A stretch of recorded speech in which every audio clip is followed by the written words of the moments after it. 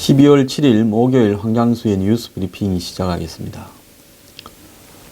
자, 제가 이 정치 사회 비평가로 이 사회의 기득권층 좌우 가리지 않고 비판을 합니다.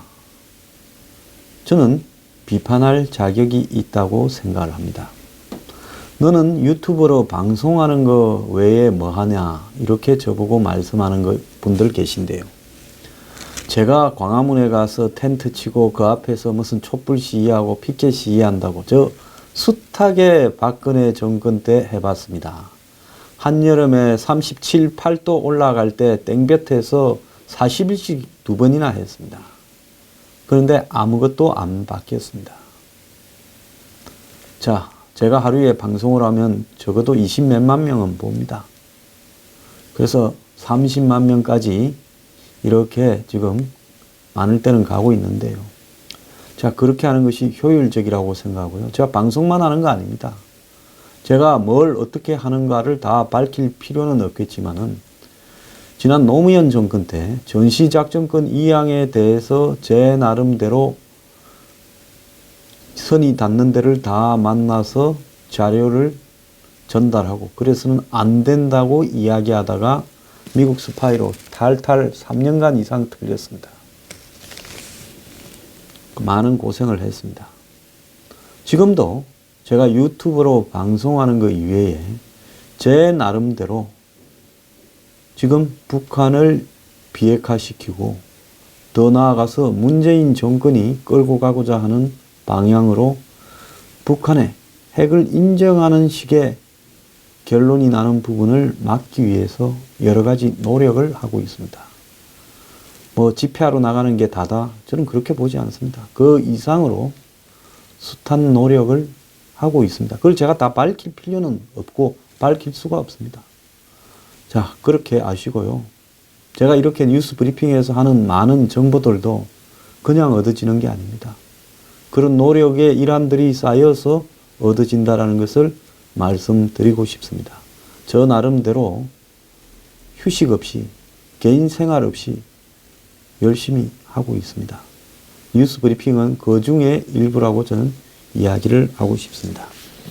자, 뉴스 브리핑 별별 특강을 다음 주 수요일 6시 반에 당신의 정치적 열정은 정상입니까? 라는 주제로 방송을 합니다. 대한민국에요. 정치적 열정은 많은 분은 숱하게 많습니다. 그런데 그 열정이 비정상적인 부분이 상당히 많다라는 이야기, 왜 그것이 위험한가 하는 이야기를 하도록 하겠습니다. 자, 요즘 우리 사회 풍토를 이야기하는 시간인데요.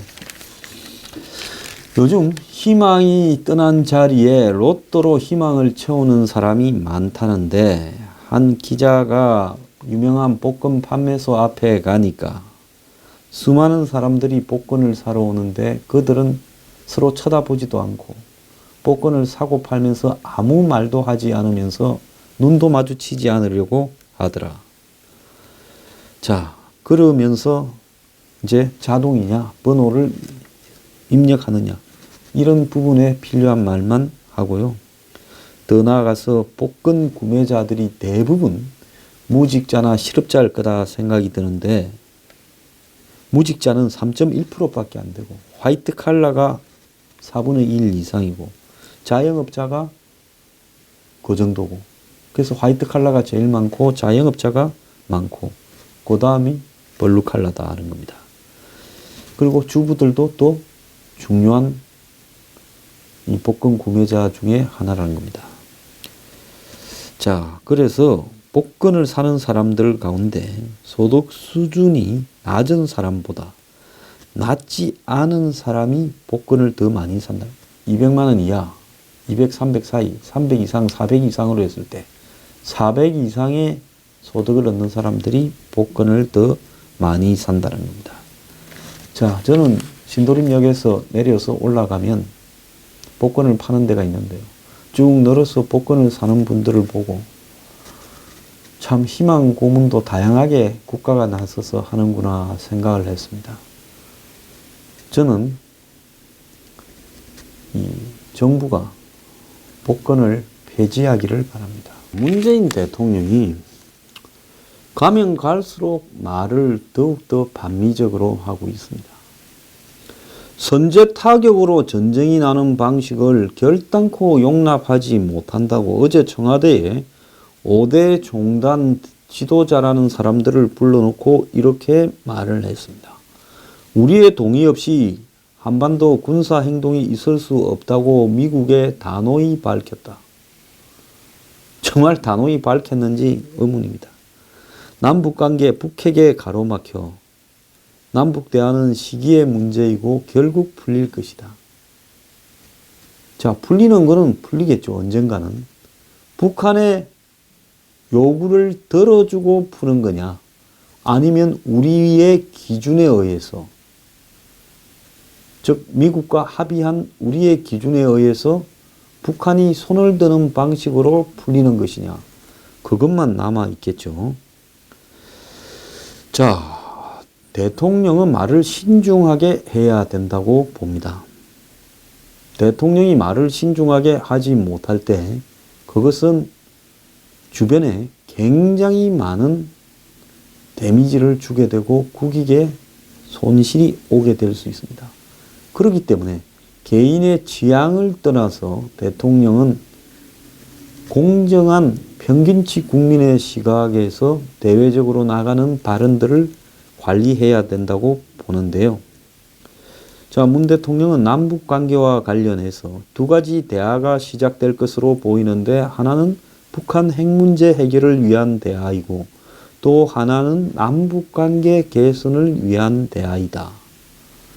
자, 핵 문제가 해결이 되지 않고 남북 관계 개선이 별도로 되지 않는다라는 것은 지난번에 군사회담과 적식자 회담을 7월 달에 베를린에 갔다 와가지고 북한이 ICBM을 쏘는 과정에서 이미 했는데, 이거 하자마자 북한이 2차 ICBM을 7월 28일 날 쏘면서 개망신을 당했고, 미국도 어떻게 이 마당에 그런 제안을 할 수 있다고 보느냐 하면서 문 대통령과 한참 뒤에 통화가 되었을 때, 그래 북한하고 대화는 한번 해봤냐는 빈정거림을 당한 바가 있습니다. 자, 그런데 이 두 가지가 별도로 진행이 되는 것처럼 국민들에게 지금 호도하고 있습니까? 북한의 핵 문제는 북미가 중심이 될 수밖에 없는데 남북 대화는 북한 핵에 막혀서 제대로 되지 않는다. 자, 북한의 핵 문제가 북미가 중심이라고 자꾸 자기는 남일이라고 하면서 미국과 북한과의 관계를 말하고 있는데요. 중국은 지금 오늘 아침에 길림성의 기간지 핵전쟁 대비 요령이라는 부분들을, 길림성이 연변에 있지 않습니까? 한반도에서 건너간 한국 사람들이, 조선족들이 많이 살지요. 여기에 북한의 핵 문제 때문에 결국은 길림성 일대에도 핵 방사능이 있지 않을까, 또 그 영향이 결국 이 길림성에도 미치지 않을까 하니까 황구시보가 북핵의 첫 타깃은 한국이다, 이렇게 말을 했습니다. 중국에서도 북한의 첫 타깃은 한국이니까 결국은 우리는 걱정할 필요가 없다라고 이야기하는데, 문재인 대통령은 북미 간의 문제로 이야기를 합니다. 맥마스터 미국 외교안보 보좌관 같은 경우에도 북핵의 최종적인 귀결점은 남한의 적화다라고 분명히 잘라서 이야기를 했고, 최근에 미국 조야에는 북한이 핵을 가지고 저렇게 장난을 치는 것은 미국하고 뭐 볼 일이 있어서가 아니라 결국은 미국을 한반도에서 빠지도록 만들면서 핵을 가지고 미국이 없는 한반도에서 남한을 흡수해서 없애버리겠다 하는 목적을 가지고 있고, 중국도 그런 목적 하에서 북한을 지원하고 있다는 겁니다. 자, 그런데 지금 긴장이 최고조로 고조되고 있지만은 문 대통령은 계속 이렇게 갈 수는 없다. 이렇게 안 가죠, 언젠가는. 그런데 계속 이렇게 갈 수는 없도록 만드는 방법을 대통령인 본인이 국민 앞에 말을 하라는 겁니다. 당신이 이야기를 하지 않으면 국가적 차원에서는 어떻게 해결합니까? 당신을 지지했든 지지하지 않았든 어쨌든 당신이 키를 잡고 있으니까 선장이고 배 탄 사람들은 어디로 가자 말도 할 수 없어요. 그러면 선장이 북핵을 어떻게 해결할 것인가 국민 앞에 말을 해야지요. 제가 지금 말을 하라고 몇 달째 이야기를 하는데 계속 이래는 안 간다. 언젠가는 풀릴 거다. 그리고 남북 대화도 풀릴 거다라고 말을 하지. 그 푸는 방법에서 두 가지가 있습니다. 우리가 죽는 방법으로 풀릴 수가 있고요.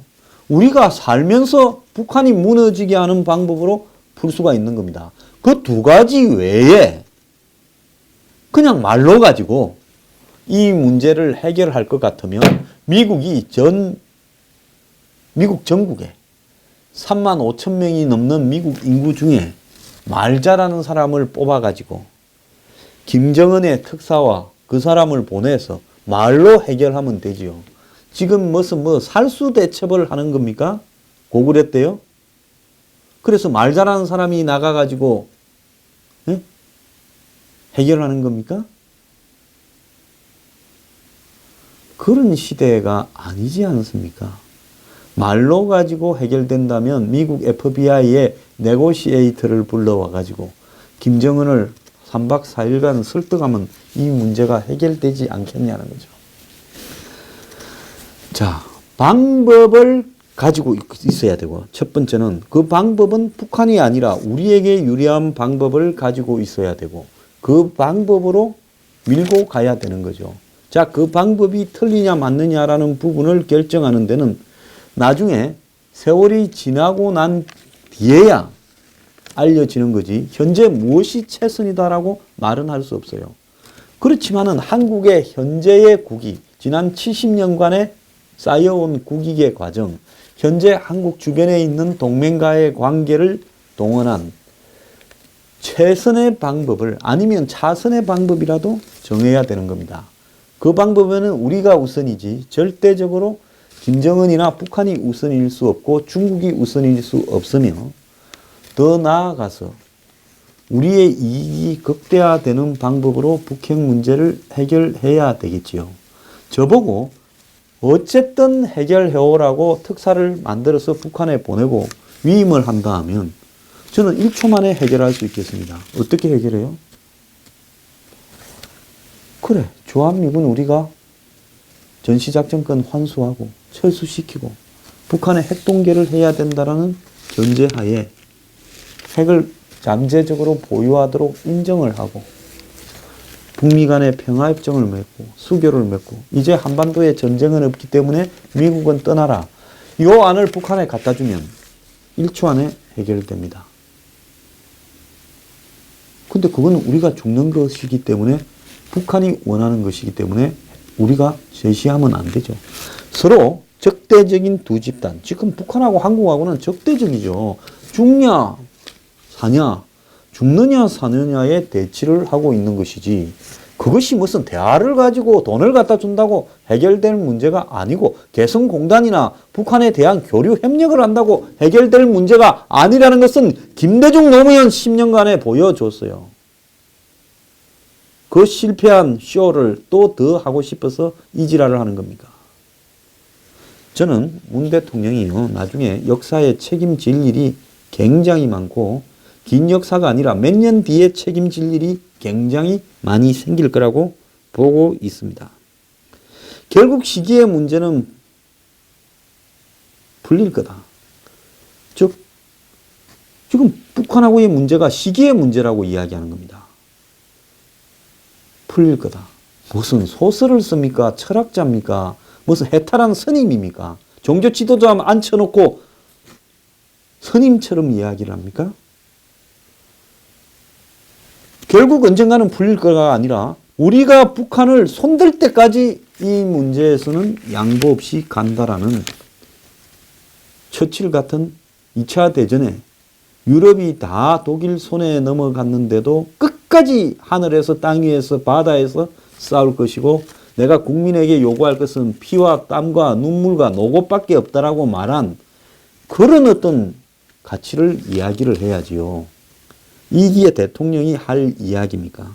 이 과정에 평창올림픽이 있다고 이야기했습니다. 그 너무 반쪽난 평창올림픽 그만 북한 가지고 팔아먹기를 바랍니다. 이제는 올림픽만 들어도요 짜증이 납니다.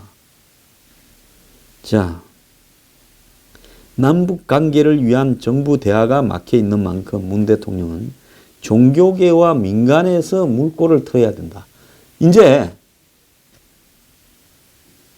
정부 차원에서 북한에 뭘 어떻게 하기가 쉽지가 않으니까 종교 지도자들 갖다 불러다 놓고 너네들이 북한에 막 물밑으로 다니면서 어떻게 좀 해라. 친북 단체들이 어떻게 하라고 대통령이 지시를 내리는 겁니까? 북이 종교계와 민간 분야의 방북 신청을 번번이 거부해 오다가 이번 천도교 방북이 이루어졌다.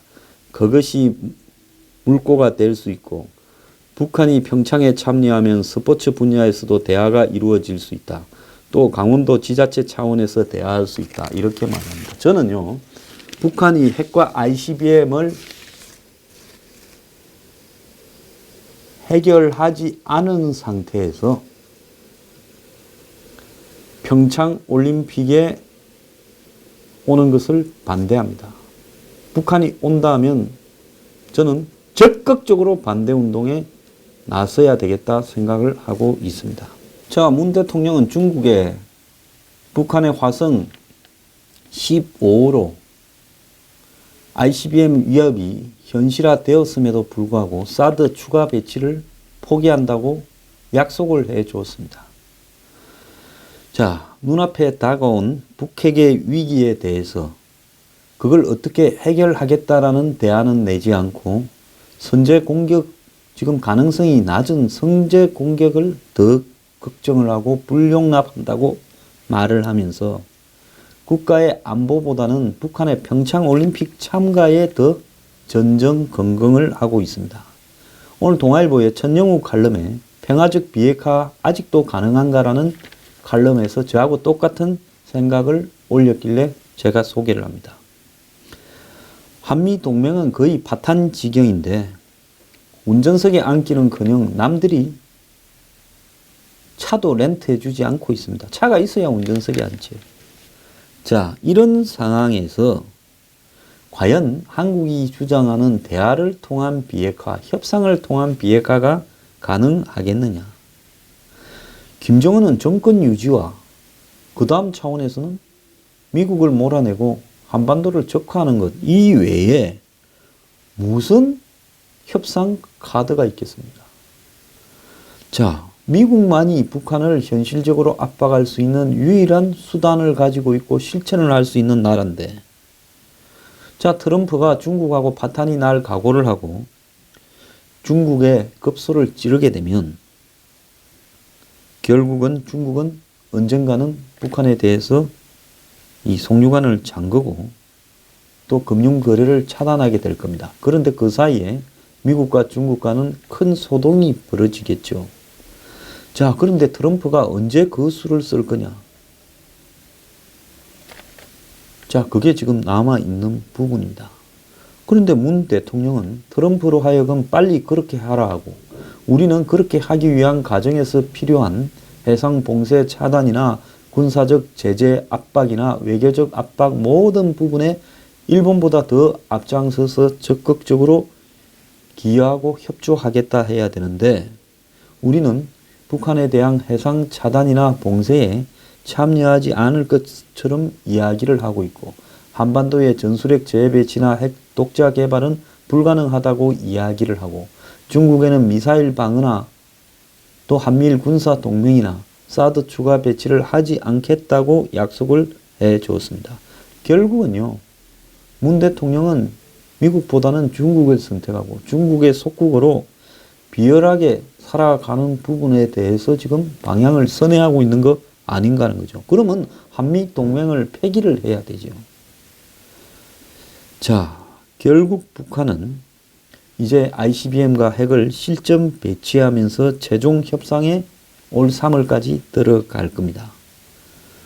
자, 그러면서 북한은 ICBM 발사나 핵실험 중단의 대가로 엄청난 보상과 여러 가지 요구 조건, 즉 출구는 없다. 입구에서부터 평화협정을 맺자고 나올 거고, 여기에 끌려가서 평화전쟁 반대를 외치다가는 입구에서 북한이 원하는 걸 다 줘버리고 북한은 출구로 안 나가버리면서 그냥 비핵화가 아닌 핵 보유화가 되면서 한국은 북한 핵을 이고 살아야 될 겁니다.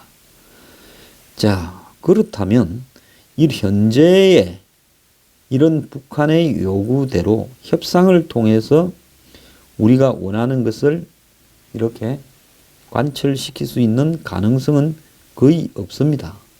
자, 북한에 대한 제재 해제, 경제 보상, 그리고 한미연합훈련 중단, 평화협정, 주한미군 철수 등을 차례대로 이렇게 요구할 건데요. 우리는 지금 북한이 그런 협상을 하자고 나오기 전에 어마어마한 새로운 부담들을 북한에 더 올려야 되죠.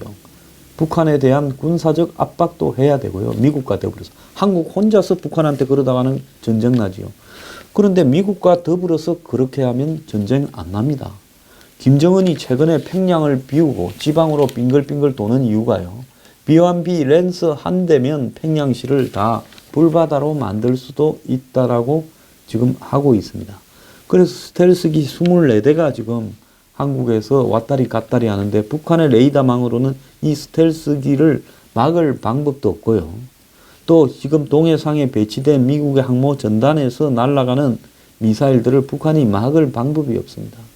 그래서 북한은요, 김정은은 언제 어떻게 자기가 눈을 뜨면 지옥에 가 있는지를 모르는 그런 사태가 생길까봐 숨어 다니고 있습니다. 자, 그래서 우리는 북한한테 어마어마한 부담들을 더 올라가요. 북한이 도발하는 것만큼 한 번 도발할 때마다 더 부담을, 새로운 제재, 압박, 부담, 군사적인 압력까지도 넣어야 되는 거예요. 그래가 쪼아가 들어가면 나중에 좀 부대 좀 한국에 와 있는 스텔스기 좀 보내고 동해에 있는 항공모함이나 잠수함 좀 보내고 전략폭격기 좀 보내라. 그게 북한의 협상 조건이 되도록 하고 중국 보고 기름 좀 주라고 해라. 그 다음에 우리도 좀 무역 좀 해서 먹고 살자. 이런 식으로 많이 쌓아놔서 그걸 갖고 퉁쳐야지. 북한의 요구대로 아무런 부담도 하지 않고 만들지 않고 평안이 전쟁 반대니 외치면서 이런 미국의 부담 쌓기에 우리는 구멍을 내면서 뒤통수나 치다가 나중에 이제 대한민국을 북한의 전리품으로 바치려고 하는 겁니다. 정신 좀 차리기 바랍니다. 정신 못 차릴 거예요. 그러면 왜 이렇게 하는가에 대해서 지금 의심을 하지 않을 수 없습니다. 역사관이 그래서 대통령의 두 번째는 북한 위주의 해법을 마련하고 싶었어. 세 번째는 반미의식이 몸에 배어서. 네 번째는 정권의 시스템이 몽땅 그렇게 물이 들어서. 여러분은 어떤 거라고 생각하십니까?